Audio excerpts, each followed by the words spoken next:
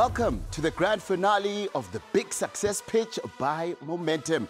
Today is the day our 5 entrepreneurs will finally pitch their businesses to our esteemed panel of judges.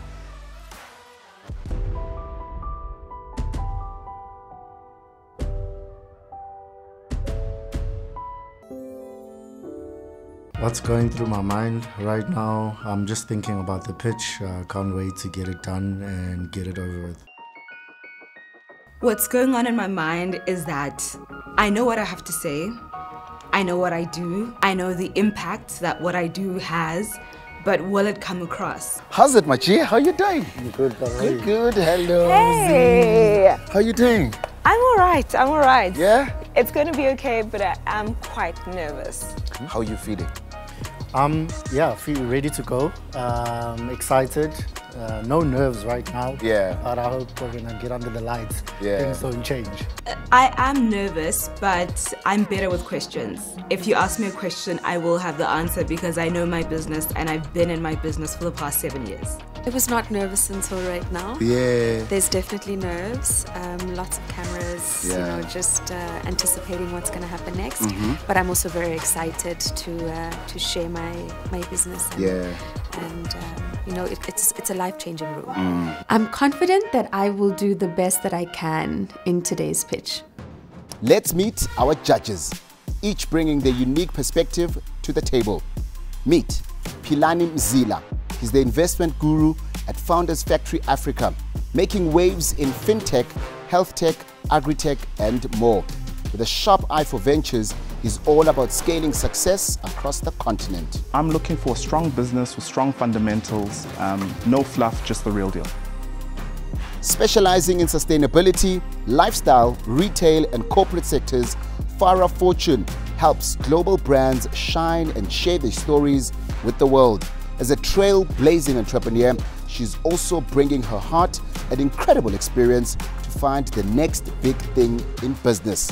Feel the beat. I want to see passion and commitment. I want to see where your burning desire to make this business work actually comes from. Marcello Schermer, leading Yoco's global expansion. Marcello's on a mission to empower African entrepreneurs and drive financial inclusion. With a keen eye on what it takes to drive success around the world, he'll be bringing his global expertise to shape our homegrown talent. I'm looking for tech-savvy, innovative ideas that have the potential to scale globally and serve billions. And introducing Nontokozo Madonsela, the Chief Marketing Officer at Momentum Group and the Maverick. With over 20 years of experience, she's a marketing and brand strategy maestro, crafting creative campaigns that captivate, convince, and convert. Get ready for a marketing revolution. Your brand is your identity. It must be memorable, people must know where to find it, and people must connect with it. It's really that simple. Our entrepreneurs have 5 minutes to introduce and pitch their businesses, followed by a 20-minute Q&A session with the judges. Let's see who can impress and who will buckle under pressure. The stakes couldn't be higher with 1 million rands up for grabs. Hello, judges. Hi. How are you? Great, great. Look, welcome to the Big Success Pitch by Momentum. Farah, Yay. you're looking absolutely amazing. Thank you. What are you looking forward to the most from the pitches? I think I'm mostly interested to hear a lot of the backstories, the why you started, you know, where is this business going to take you? Where do you see it going? Where's your vision? Yeah. Nontokozo. We want to just enable entrepreneurs to succeed because the economy needs SMEs to succeed. But more than anything for today, conviction, storytelling, good brands. Yeah. That's what we're looking for. Let's hope our first finalist will do just that. Yeah. First up is Nomso. I'm feeling a bit different today, but I'm looking forward to today. I'm looking forward to the whole pitch, all the engagements, and just being present. Hello, judges. Hi, Namso. How's it going? Great. You look amazing, by the way. Thank you so much. It has nothing to do with the red. Great start. Great. My name is Nomsokana. I'm the founder and the CEO of SimSykes Technologies. SimSykes is a multifaceted ICT company that has primary products and services in the broadband access, cybersecurity engineering. We build networks, and in those networks we put in OTTs. Those are the over-the-top technologies. I am a nuclear scientist by trade, and in my line of work I worked in the purification of radioisotopes.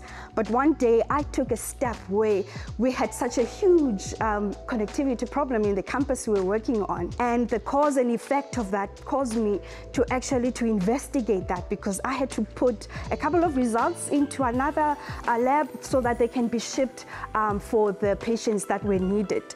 And now this gave me that transition that if I can solve this connectivity problem, then it means I can do it outside and monetize it. There is a connectivity gap, there is a digital gap, and my company works very well in ensuring that we bridge that gap, especially in underserved areas, peri-urban, and eventually going into metro cities. We bring internet access, Wi-Fi hotspots in a meshed way so that it allows you, when you get to a hotspot, you connect to us, you buy for two rands for 2 hours, you are able to move around in that area. And the team is quite a big one, and it's growing. That was the hard part. The questions are easy. Yeah. You can breathe now.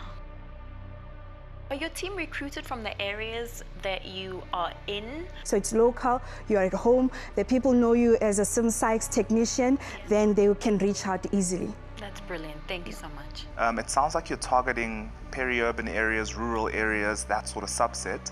How big is this market actually, and how big of a business do you think you could build in the space? I find areas that are dense and there is no internet. I found a way to get to that, and also to bring affordability of the data, and while you get good speeds out of it. You're creating a Wi-Fi network that spans across an area, and then you build a wired backbone to somewhere. Is that correct? So we do not build that part. We have partnerships with the MNO for that part today.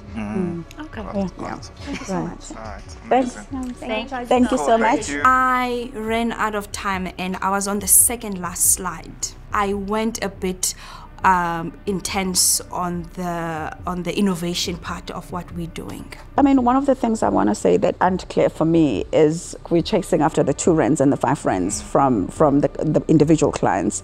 Why wouldn't you go to the segment that is actually going to accelerate your growth and give you greater and profitable financial success? I think if MNOs are not touching this particular segment with all their resources and all their sort of power to scale, I think there's a question there.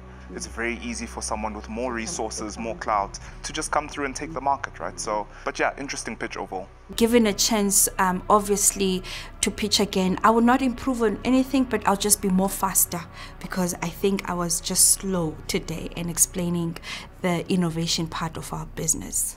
Excited for the pitch today, excited to meet the judges. I hope I'm ready. I think I am. Hey, Sarisha. Hi. How's it going? Very well, thank you. Go for it. Yeah. Hi, my name is Sarisha Barrett. I'm the CEO and co-founder of LawyerUp, powered by Vega. LawyerUp is your legal partner from startup to success. At LawyerUp, we believe that legal support should be a necessity, not a luxury. We empower entrepreneurs and startups to thrive, boosting the GDP of the economy. Our solution is instant contract generation, utilizing technology, so that allows us to automate the contract process, cutting cost and delays, contract reading and understanding, Vega AI. So this is a machine learning assistant that automates our contract tasks, clause creation, contract review, and risk assessment. My co-founder is actually Nigerian, UK based, so we are looking at coming out of the African continent, but creating critical mass in Africa first. Our unique advantages here: AI contract generation, task automation, a localized legal marketplace, so Kenya attorneys get Kenya startups and vice versa, and our CSI policy, 2 hours per week for pro bono for gender-based violence. And you may ask why. So just having gone through it, seen my mom being abused, I was abused as well. Having to pay legal costs that are absolutely ridiculous, I needed to integrate it into the business. So our Tech for Good is integrating a policy and mandate within our culture and business ecosystem to give back 2 hours per week to GBV. Thank you. Amazing, amazing. Great one, thank you. On time too. Yeah. I'm glad that I got to finish in time, so it gave me a bit more confidence going into questions. Are you solving a legal, as in one is in a legal fix problem, or are you solving a compliance problem, or are you solving a legal paperwork problem? Your shareholders, your MOU, your employment contracts, your service level agreements. So it's things that are needed to scale your business and to be compliant from the beginning, from start to end. So in terms of the team that you have a legal background, but you actually have one qualified lawyer here, so it's only one person consulting. How does this business run? It's myself, but I am not an attorney. Deji's an attorney as well, but he's more on the engineering side. Not all the team members are on here. You say you've got a team of nearly 70% women. If you're looking for funding, and there's so many grants out there that actually give big teams of women money, show us. All of our solutions work. It's really about making it work now and scaling that. What would you do if you won the money? It's about creating critical mass and scalability. So to market ourselves, to market the business, to create critical mass within the African continent and start scaling thereafter. Thank you. Cool. Thank you so much. Yeah. All Cool. good. Thank you. Thank you. Bye. Cheers, cheers. Good luck. Thanks. I answered and pitched to the best that I could. I'm not sure how the judges are going to take it, but I felt like I did the best that I could as Sarisha pitching Lloyd Up, powered by Vega. An incredibly hard business to scale. So it sounds like she's got supply sorted. Yeah. It's just the demand. I feel like there's too many things that are missing, and I also just felt like she was just too defensive. My personal goals for the pitch are to just deliver the message I plan to deliver it loud and clear. Hi, Philip. Hi, judges. How are you? Good. Go for it. Ready when you are. Cool. So there were 61 million deaths globally in 2023. In 25% of those deaths, people died because they were diagnosed late when their conditions had become severe. This is more than 15 million lives that could have been saved by having timely access to reliable health testing. At XenaCare, we create and sell at-home laboratory-based health tests. So instead of you having to go to a lab or an we bring the lab to you with our test kits, which can be ordered online for direct delivery to the home or workplace. So every year, over 600 million people get infected with STDs like chlamydia, gonorrhea, syphilis, and herpes, but majority of them have no idea they have an infection because in 75% of these cases, there are no symptoms. So XenaCare enables customers to order these home health tests online on demand. And once a customer is self-collected, the test is couriered back to the lab and customers get online results that they can understand within 48 hours of the lab receiving their sample. In terms of how we make money, we take the cost of creating the kit plus our own margins and we add that on top of the lab's test fee and we present that final price to the end consumer. Our African competitors do not offer at-home lab-based health tests. They mainly offer mobile nurse tests, and those that do offer some type of at-home test offer rapid tests, which the results of those still need to be confirmed with a lab-based test, such as the test offered at XenaCare. We're a team of 7 with extensive experience across medical devices, banking, legal, and business school qualifications at MBA level. Judges, thank you. Well done. Brilliant. I was confident when I was pitching, but right now I'm relieved more than anything, and now I'm just gonna be hopeful and wish that things go according to my way. Yeah. Why did you start the business? I studied abroad in Ireland. I lived there for 7 years, and then I just decided to come back home. And when I got back home, lockdown happened, and we actually started as a COVID testing business, and then we progressed slowly to expanding our test menu. so far, for me, you have been the most informative presentation. My only problem is it's just like a formula to you. You kind of just speak, you know what you're talking about. It kind of just what flows. Are you lacking? What? Like emotion? Yeah, there's no emotion. There's no like, it's my business and I love it and I'm passionate about it. That doesn't come. Oh, Philip. You need the emotional connection there. You don't have that. You rely on those sorts of guys to partner with you for the service. What stops them from simply sending your customers the tests? It's a totally different business to what they do. Laboratories just care about getting specimens in to run tests. Thanks, Philip. In terms of Farah's comments on me lacking emotion, I do work in a serious industry, so there's really no room for jokes. I'm always there to deliver a message like I was today, and that's always my focus. I am nervous, but I really want to drive that we're a purpose-driven business. I need to keep the passion that I have, don't let the nerves get to me, and do a lot of breathing beforehand. Hello. Hello. Hi. How are you? I'm okay. How are you guys? Good. Good. Ready to go? Your time. You lost a minute already. Oh, okay. Go for it. I didn't realize I was going. So my name is Zizi Pontobongwana. I'm the founder of Sheba Feminine, and we are disrupting an industry that is really monopolized. The moment starts in 2017. I am on the toilet. It's during my period, and I'm pooing. I look for my phone. I can't find it, and so I pick up the box of tampons that's next to me. I'm reading the box of tampons and I noticed that it doesn't have an ingredient label on it. I go into the stores, and as I'm in the store, I realize that this is a problem that the whole industry is having. I take a deep dive. I realize that in this rabbit hole that I'm in, I need to question who's making my products and why is it that there's not an ingredient label on a product that goes inside my body. These are the problems that I find. The first is that the menstrual products contain very harsh chemicals and plastic. The second is that they're not only harmful to my body, but that they're harmful to the environment as well. The third is that there's a lack of transparency, hence the no ingredient label. And then the fifth is that there is a stigmatization and a silencing and a shame in the period community, and that's why we can't have these conversations. Introducing Sheba Feminine. I realized that I want to make a difference in this industry. As a person that menstruates, I feel like I have the power and the ability to do so. We are about sustainability and ethics. We are about a product line that is 100% sustainable, that is made out of organic and biodegradable cotton, and that makes sure that we have an ingredient label on a product that goes into your vagina. We believe that as a person that menstruates, you not only need the product itself, but you need the education as well. So we have a blog, and through this blog, we know that people can access truthful and non-biased information about reproductive and sexual health care. 30% of girls that go to school during their period are not able to do so because they don't have access to menstrual care products. This is a problem that is huge in South Africa, and if we say that we believe in gender equity, that means that girls cannot be missing school because of something that happens to them and that they have no choice about.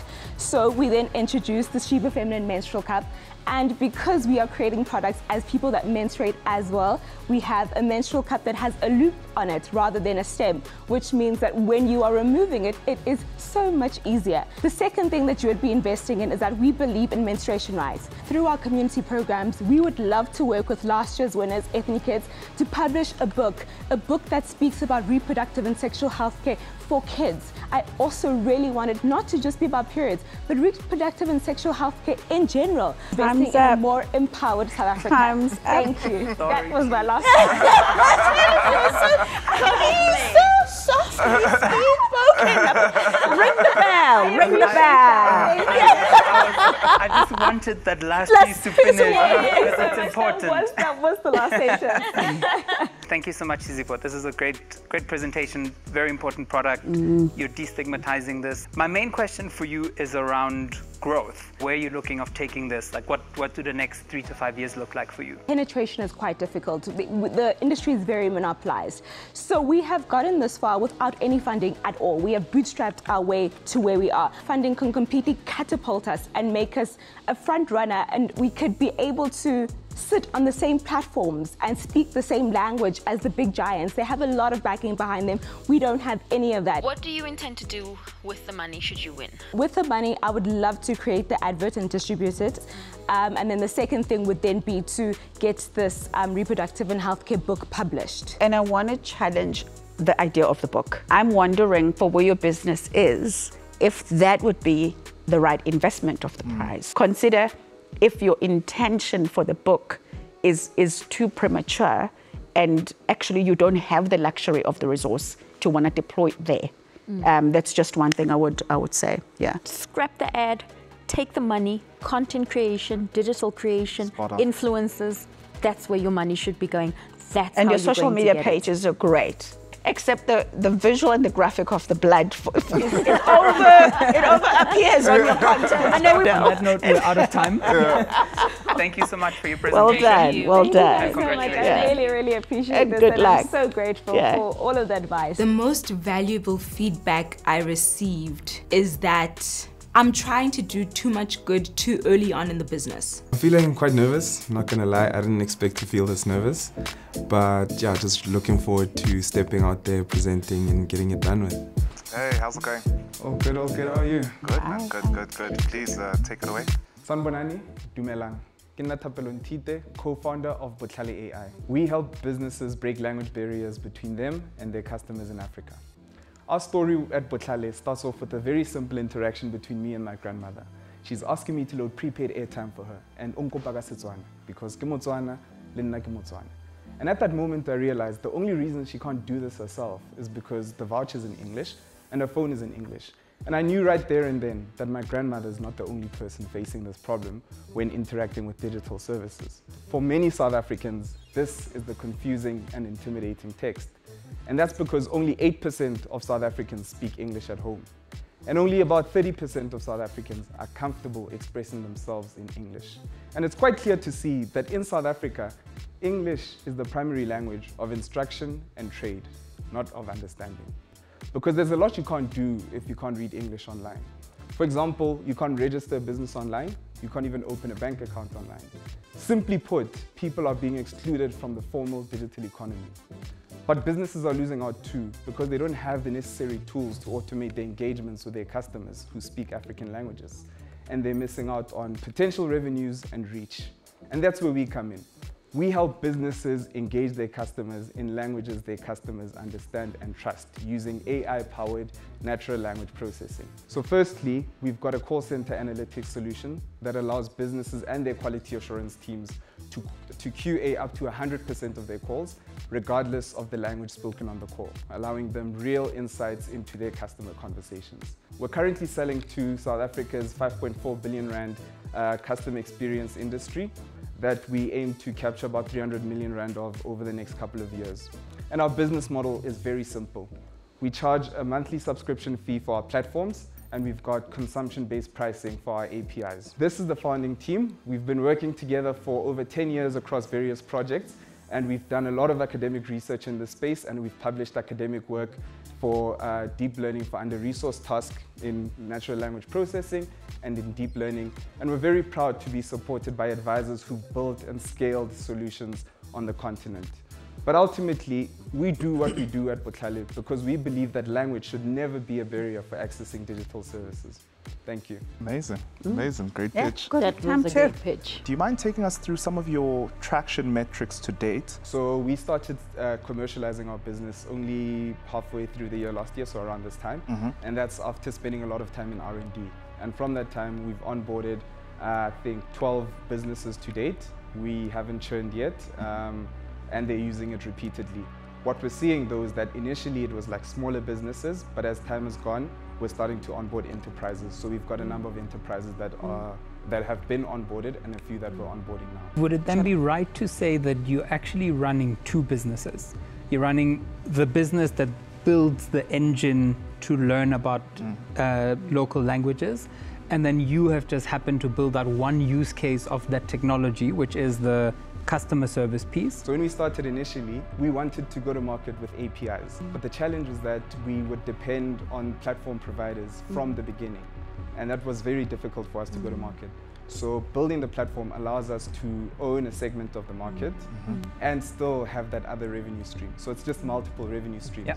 Why your emphasis is on AI solutions versus the essence of the thing you do, which is to solve for access and to remove language barriers. It's got a bit to do with our history because we also had a lot of interest in computer vision.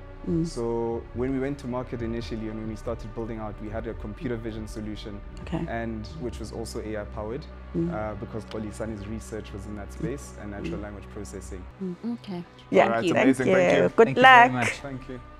I think the content of the pitch and the information of the general presentation went okay.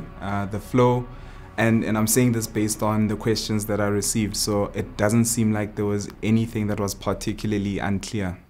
Judges, we're almost at the end. How are you feeling? They're really closing a gap in the market that really isn't there right now. It makes products so much more accessible, and I think that's so important in this context. In the rest of the continent, I can see this work not just here. I can see this work For sure. And the 5 entrepreneurs are waiting at the back. They are anxious, they are nervous.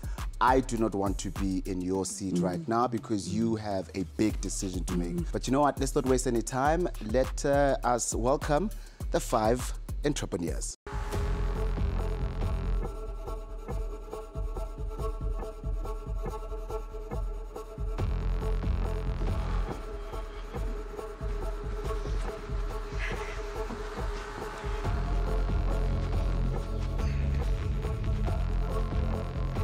Before we announce our winners, let's hear for the last time from our amazing esteemed judges. Judges, any last words? You guys have made it here out of 11,000 people, so you can just think that the other 10,995 people are watching at home and rooting for you. And as cliche as it sounds, you're all winners, you made it here. As entrepreneurs, as businesses, and this is only the beginning, so stay curious, stay inquisitive, and keep building. Always realize that at the end of the day, regardless of the sector, regardless of your market, you are building brands and you are building businesses that should hopefully be left to your children's children's children. And the economy in South Africa needs your businesses to be successful. Don't limit yourself to South Africa. There's tons of opportunity out there in the world. Take that, go for it. You have everything it takes. Thank you. Judges, you've been absolutely amazing. Thank you. All right. It's time for the moment of truth.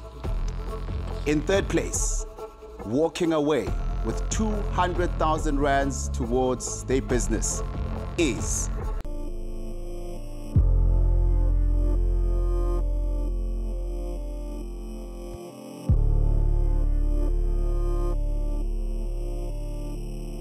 Zizipo!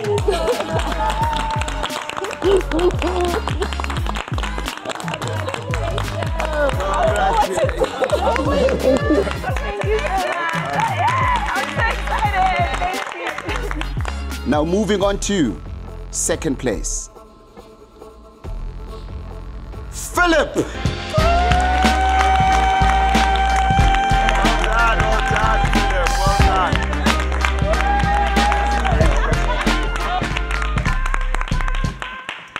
And the winner for the Big Success Pitch by Momentum Season 2 is Tapelo!